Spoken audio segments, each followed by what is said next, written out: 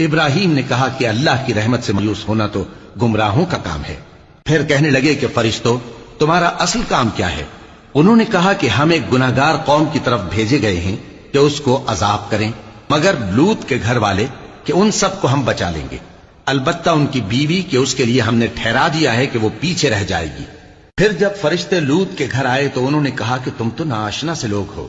وہ بولے کہ نہیں، بلکہ ہم آپ کے پاس وہ چیز لے کر آئے ہیں جس میں لوگ شک کرتے تھے، اور ہم آپ کے پاس یقینی بات لے کر آئے ہیں اور ہم سچ کہتے ہیں۔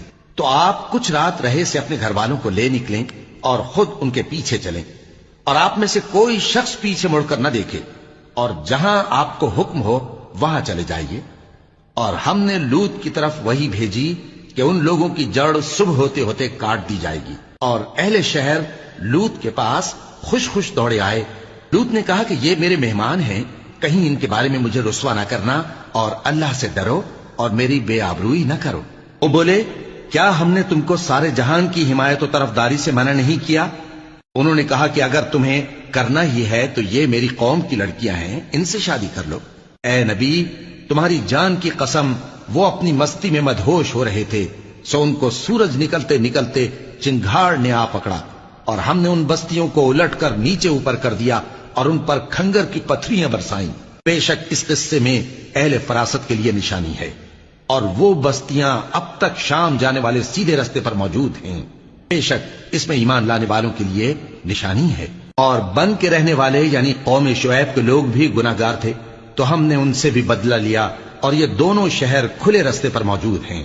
اور وادی ہجر کے رہنے والوں نے بھی پیغمبروں کی تکذیب کی، ہم نے ان کو اپنی نشانیاں دی اور وہ ان سے منہ پھیرتے رہے، اور وہ پہاڑوں کو تراش تراش کر گھر بناتے تھے کہ امن و اطمینان سے رہیں گے۔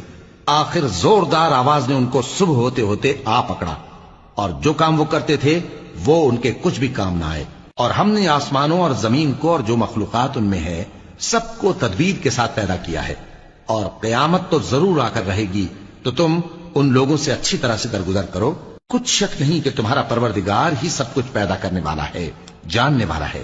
اور ہم نے تم کو 7 آیتیں جو نماز میں دہرا کر پڑھی جاتی ہیں، یعنی سورہ الحمد اور عظمت والا کلام عطا فرمایا ہے۔